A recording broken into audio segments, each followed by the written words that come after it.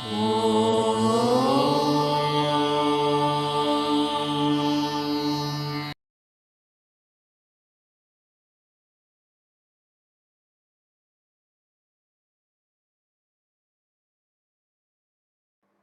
గురుభ్యో నమః. అందరికీ నమస్కారం. ఈ వీడియోలో వివాహ ముహూర్తాన్ని ఎలా నిర్ణయించాలో తెలుసుకుందాం. కానీ అన్ని ముహూర్తాలలోకెల్లా వివాహ ముహూర్త నిర్ణయమే చాలా క్లిష్టమైనది, జటిలమైనది. షరతులు కూడా ఎక్కువ. ముందుగా మనం ఏ పంచాంగాన్ని వాడాలి? రెండవది, ఉత్తరాయణం మంచిదా, దక్షిణాయనం మంచిదా? మూడవది, అస్తంగత్వం అనగా గురువు శుక్రుడు ఇద్దరు శుభులు. వీరి అస్తంగత్వం ఎన్ని డిగ్రీలు ఉండాలి? ఈ విషయాన్ని తెలుసుకుందాం. గ్రహణం జరిగిన నక్షత్రాన్ని వదిలివేయాలా లేదా దాన్ని పట్టించుకో అవసరం లేదా? తర్వాత పంచాంగ శుద్ధి, వీటి గురించి తెలుసుకుందాం. తర్వాత పంచకరహితం అంటే ఏమి తెలుసుకుందాం. అలాగే ఏకవింశతి దోషాలు అనగా 21 దోషాలలో ఏవి ఆచరించాలి, ఏవి వదిలివేయాలి అనే విషయాన్ని కూడా కూలంకషంగా చర్చిద్దాం. ఈ వీడియో వివాహ ముహూర్త నిర్ణయానికి 2 భాగాలుగా వీడియో చేయడమైనది. ఇందులో మొదటిది థియరీ మాదిరి, అనగా ఏ నియమాలు, ఏ మాసాలు మంచివి, చెడు, మధ్యస్థము, ఇలా అన్నీ తెలుసుకుందాం. ఎప్పటిలాగానే పీడిఎఫ్ను డిస్క్రిప్షన్లో ఉంచాను, డౌన్లోడ్ చేసుకోండి. ఇందులో చాలా రకాల పద్ధతులు ఉన్నాయి, ఒక్కొక్కరు ఒక్కో రకంగా తెలిపారు. అన్ని ముహూర్తాలలోకెల్లా వివాహ ముహూర్త నిర్ణయం చాలా క్లిష్టమైనది.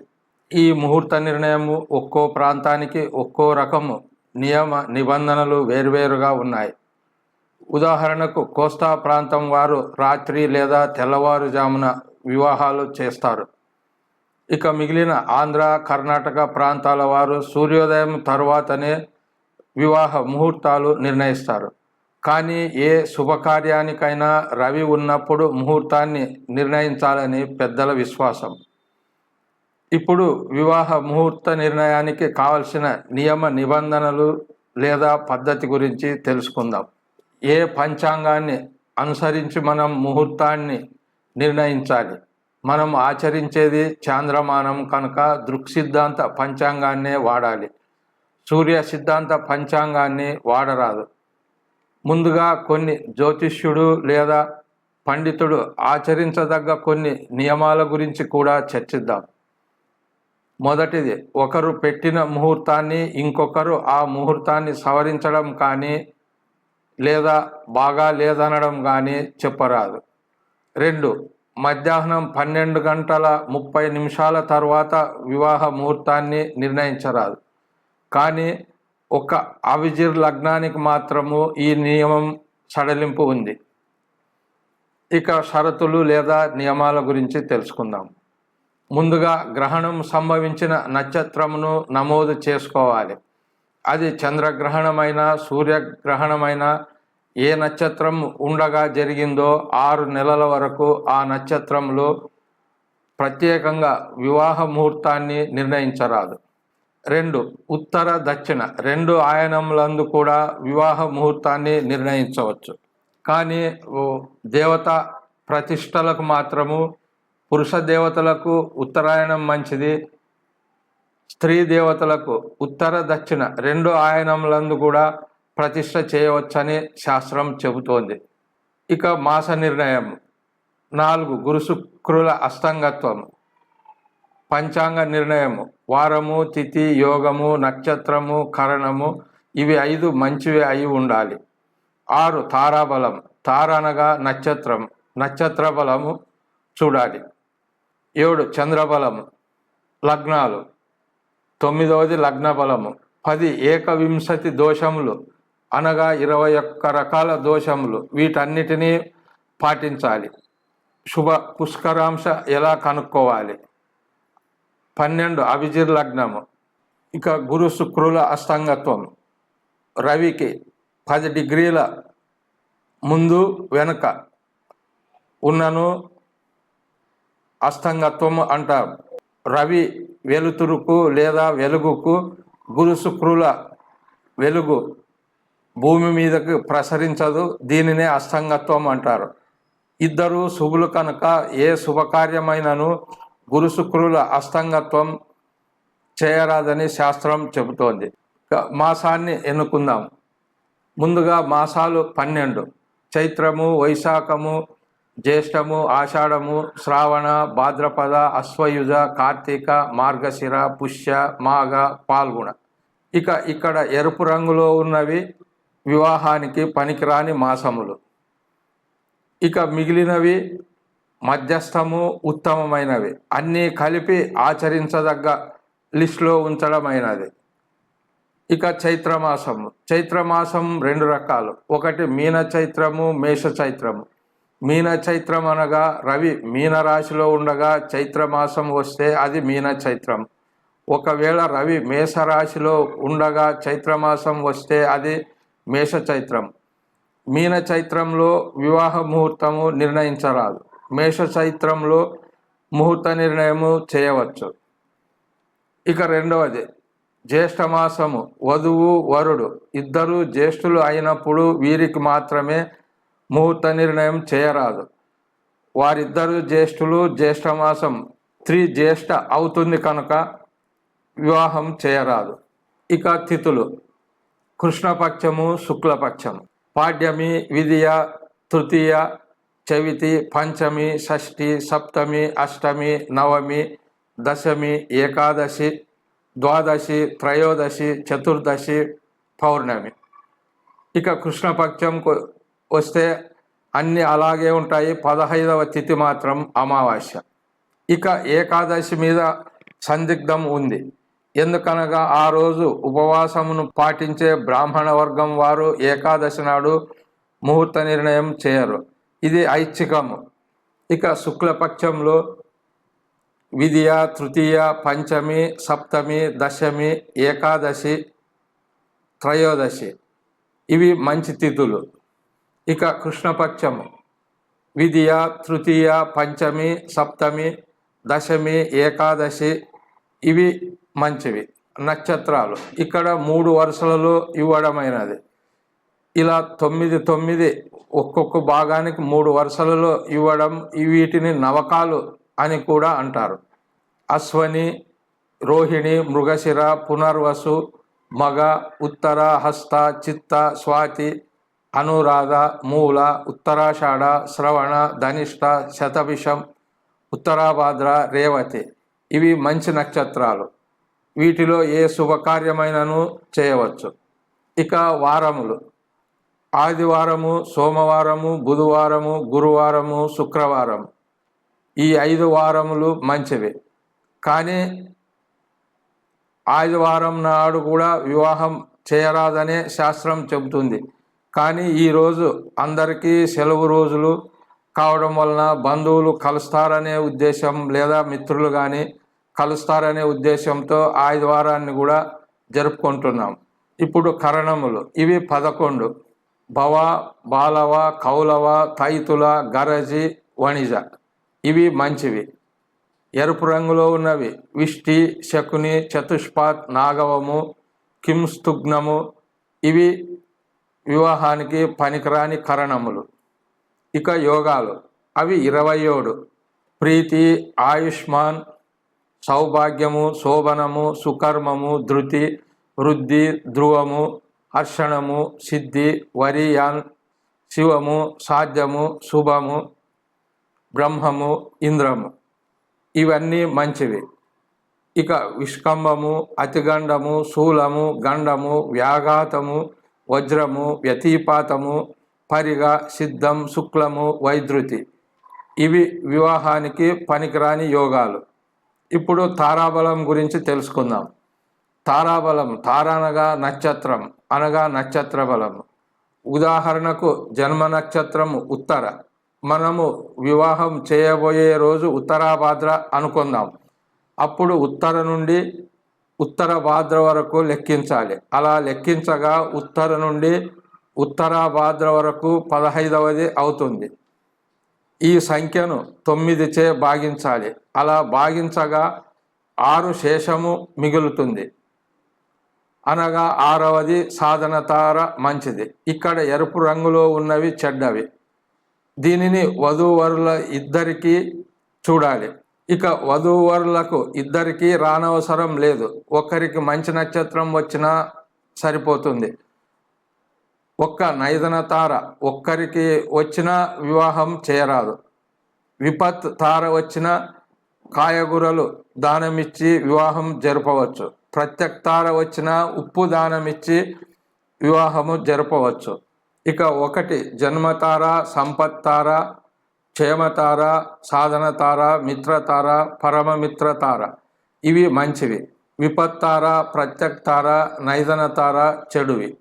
ఇక చంద్రబలము అనగా జన్మ లగ్నములో చంద్రుడు మేషంలో ఉన్నాడని అనుకుందాం. కానీ మనము వివాహం జరిపే రోజు చంద్రుడు ధనుస్సు రాశిలో ఉన్నాడు అనుకుందాం. ఇది కూడా శుక్లపక్షమా కృష్ణపక్షమా అని గమనించాలి. శుక్లపక్షం నందు 2, 5, 9 రాశులలో ఉండడం మంచిది. కృష్ణపక్షం అయితే 4, 7, 12 మంచిది. ఇక 2 పక్షాలలో 1, 3, 6, 7, 10, 11 మంచివి. ఒకవేళ చంద్రుడు వధువు జాతకమునకు సరిపోయి వరుణకు సరిపోదనుకో, బియ్యము పురోహితునకు దానం ఇవ్వాలి. దోషము అక్కడికి పరిహారం అవుతుంది. ఇలా ఇరువురికి చంద్రబలం చూడాలి. ఇప్పుడు గండాంతము 21 దోషాలలో కూడా గండాంతం అని మాత్రమే ఉంది. ఈ గండాంతము 3 రకాలు. 1 నక్షత్ర గండాంతము, లగ్న గండాంతము, తిథి గండాంతము. ఇవి 3. కానీ నక్షత్ర గండాంతము, తిథి గండాంతము కొంతమంది పాటించనవసరం లేదు అని అంటారు. ఇప్పుడు ఒక్క లగ్న గండాంతం గురించి మాత్రమే తెలుసుకుందాం. లగ్నం నిడివి 2 గంటలు, కానీ ముహూర్తం నిడివి 48 నిమిషాలు మాత్రమే. 2:30 ముహూర్తాలు ఒక లగ్నానికి సమానము. చిత్రం 1లో పసుపు పచ్చ రంగులో ఉన్నది లగ్నము. మనము ముహూర్తము లగ్నము ఆరంభమైనప్పుడే ముహూర్తాన్ని పెట్టరాదు. దీన్నే లగ్న గండాంతము అంటాము. ఇక 2వ చిత్రం పసుపచ్చ రంగులో ఉన్నది లగ్నము, ఎరుపు రంగులో ఉన్నది ముహూర్తము. అలాగే లగ్నం యొక్క ఆకరుణ కూడా ముహూర్తాన్ని నిర్ణయించరాదు. దీనిని కూడా లగ్న గండాంతము అని అంటాము. ఇక 3వ చిత్రం లగ్నము పసుపచ్చ రంగు, ఎరుపు రంగుది ముహూర్తం అనగా మధ్యలో ఉండాలి.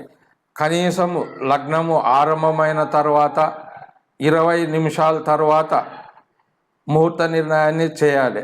అలాగే ఇంకా లగ్నము 20 నిమిషాలు ఉండగానే ముహూర్తాన్ని నిర్ణయించాలి. ఇక లగ్న బలము వివాహానికి ఏ లగ్నాలు మంచివి? 1 వృషభ, తుల, ధనుస్సు, మీన, మిథున, కన్య ఇవి ఉత్తమము. కర్కాటక, మకర, కుంభ లగ్నాలు కూడా పర్వాలేదు అనగా మధ్యమము. ఇక లగ్న బలానికి కావలసిన సూత్రాలు తెలుసుకుందాం. లగ్నం నందు శుభగ్రహము ఉండాలి, లేదా ఖాళీగానైనా ఉండాలి. కానీ ఖాళీగా ఉండడమే ఎక్కువ ప్రాముఖ్యత ఇస్తారు, దాన్నే శ్రేష్టంగా భావిస్తారు. 2 లగ్నమును శుభగ్రహాలు చూడాలి. 3 లగ్నాధిపతి బలంగా ఉండాలి, అనగా ఉచ్చ స్వక్షేత్రంలో లేదా మిత్రక్షేత్రాలలో ఉండాలి. 4 లగ్నాధిపతి కేంద్రంలో కానీ కోణంలో కానీ ఉండాలి. ఇక కోణములు 1, 5, 9. లగ్నాధిపతి శుభులతో కలిసి ఉన్నను మరియు లగ్నాధిపతిని శుభుడు చూసినను మంచిదే. 6వది పాపి లగ్నంలో ఉండరాదు. 7 పాపుల వీక్షణ లగ్నముపై ఉండరాదు. ముఖ్యంగా శని కూడా చూడరాదు. లగ్నాధిపతి నీచను పొందరాదు, అస్తంగత్వము పొందరాదు. 9 లగ్నాధిపతి 6, 8, 12 భావాలలో ఉండరాదు, పాపులతో అసంగత్వం చెందరాదు. 10 పాపి లగ్నాధిపతిని చూడరాదు, లగ్నాధిపతి పాపితో ఉండరాదు. కానీ ప్రతి వివాహ ముహూర్తానికి లగ్న బలం మాత్రము ఖచ్చితంగా ఆచరించవలసిన షరతు ఇది. ఇక 21 దోషాలు అనగా 21 దోషాలు. వీటి గురించి పేర్లు పలు రకాలుగా చెప్పడమైనది, చాలా వ్యత్యాసాలు కూడా ఉన్నాయి. ఇక్కడ కొన్ని ముఖ్యమైనవి మాత్రమే తెలుపడమైనది. 1 7వ భావము శుద్ధి, దీనినే జామిత్ర దోషము అంటాము. 2 చంద్రదోషం అనగా చంద్రుడు ఎవరితో కలిసి ఉండరాదు. 3 చంద్రుడు 6, 8, 12 భావాలలో ఉండరాదు.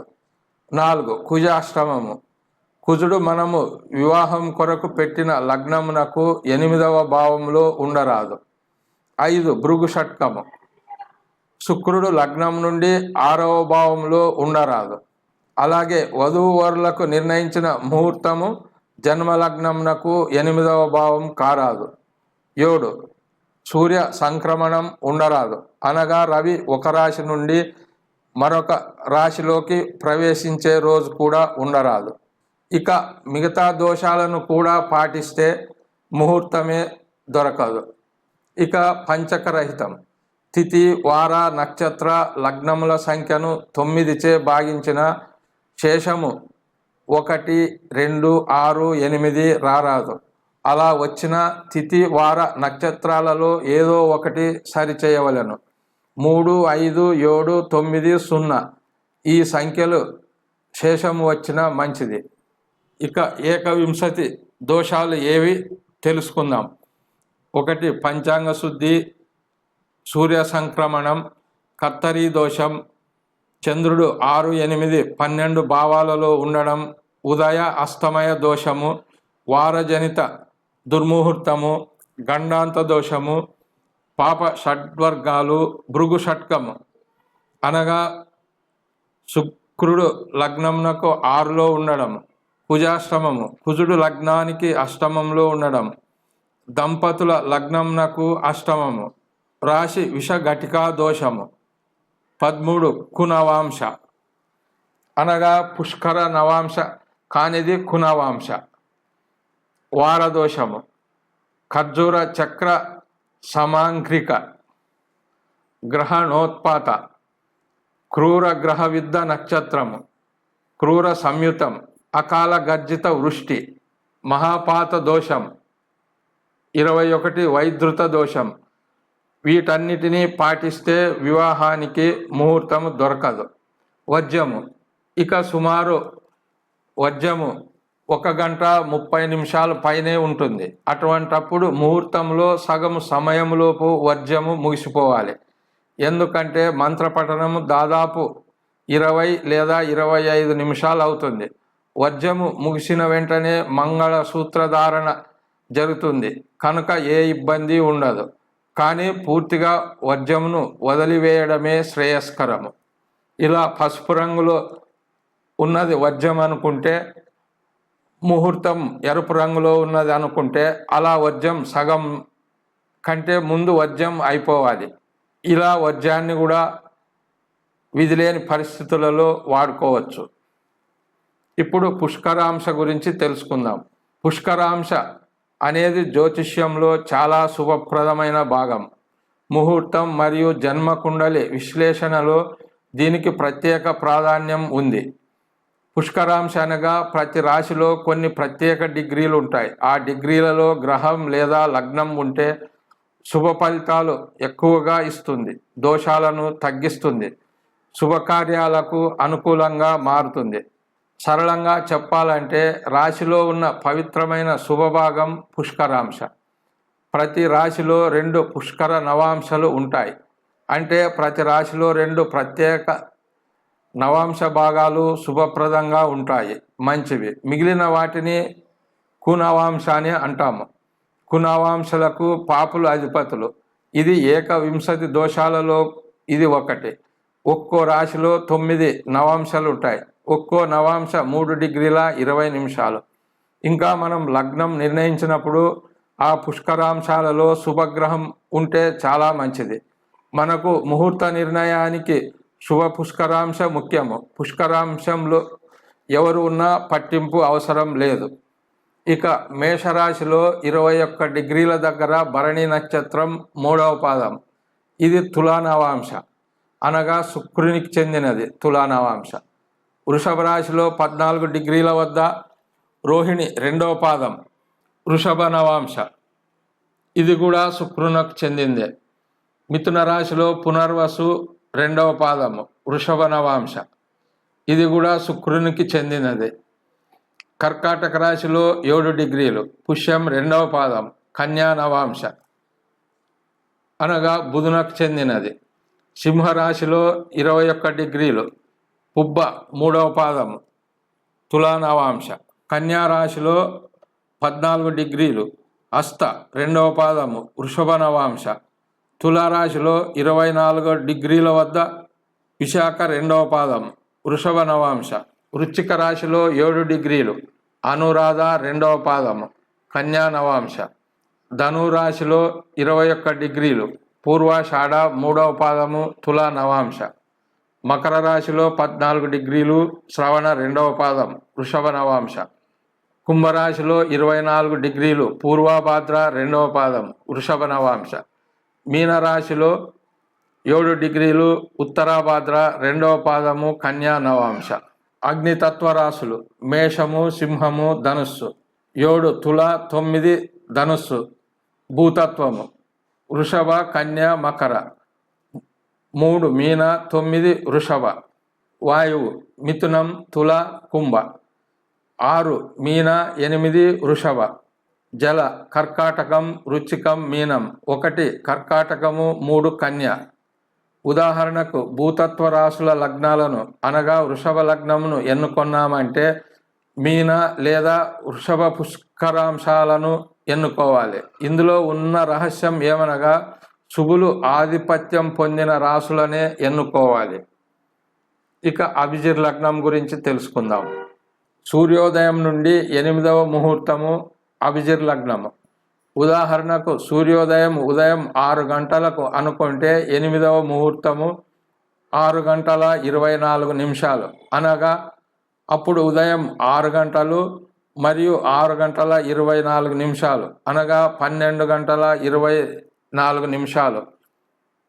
ఇప్పుడు 12 గంటల 24 నిమిషాలలో 48 నిమిషాలు తీసివేసిన అభిజిత్ లగ్నం యొక్క ఆరంభం వస్తుంది. అనగా 11 గంటల 36 నిమిషాలకు ఆరంభమై 12 గంటల 24 నిమిషాలకు ముగుస్తుంది. సూర్యోదయం ఆలస్యమైన అభిజిత్ లగ్నము ఇంకా ముందుకు జరుగుతుంది. ఇక మనం సూర్యోదయం అంటే మనం ఏ సూర్యోదయాన్ని పాటిస్తామో తెలుసుకుందాం. అనగా సూర్యుని ఉపరితలం కనబడగానే మన హైందవ సాంప్రదాయంలో సూర్యోదయం అయినట్లు పరిగణిస్తాం. దీనినే ఆంగ్లంలో డిస్క్టాప్ అంటారు. ఇక రెండవది సూర్యుడు మధ్య భాగమునకు వచ్చిన తర్వాత కొందరు పాశ్చాత్యులు పరిగణిస్తారు. ఇక సూర్యబింబం పూర్తిగా కనబడిన తర్వాతనే పాశ్చాత్యులు సూర్యోదయం జరిగినట్లు పరిగణిస్తారు. ఇక పంచకరహితం తిథి వారము నక్షత్రము ముహూర్తము వాటి సంఖ్యలను మొత్తము కూడి ఆ మొత్తమును 9చే భాగించగా మిగిలిన శేషం 1, 2, 4, 6 మరియు 8 ఇవి చెడు. 1 వస్తే మృత్యు పంచకము, ఇది వివాహానికి పనికి రాదు. 2 అగ్ని పంచకము అనగా శేషం 2 వస్తే అగ్ని పంచకము, భవన నిర్మాణాలకు పనికిరాదు. 4 రాజపంచకము, ఉద్యోగాలలో చేరుటకు పనికిరాదు. 6 చోర పంచకము, ప్రయాణాలకు పనికిరాదు. 8 రోగ పంచకము, ఉపనయనంనకు పనికిరాదు. ఇక 3, 5, 7, 9 మంచివి.